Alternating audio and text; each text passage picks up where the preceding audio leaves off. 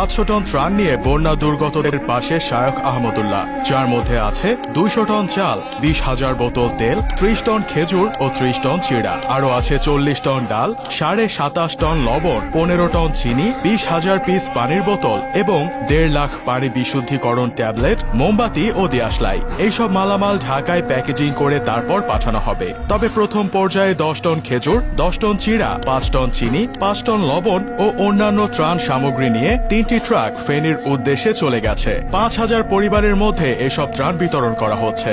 দেশ জুড়ে 6 জেলায় আকস্মিক বন্যায় মোট 1,89,663টি পরিবার পানিবন্দী হয়ে পড়েছে। এখন পর্যন্ত ক্ষতিগ্রস্ত লোকের সংখ্যা 17,96,248 জন। সবচেয়ে বেশি প্রয়োজন উদ্ধার তৎপরতা, যা সেনা ও নৌবাহিনী করছে। তাই ত্রাণ সহ প্রয়োজনীয় সাহায্যের জন্য শায়খ আহমদুল্লাহ ও আস সুন্নাহ ফাউন্ডেশন এগিয়ে এসেছে। এর আগে সিলেটের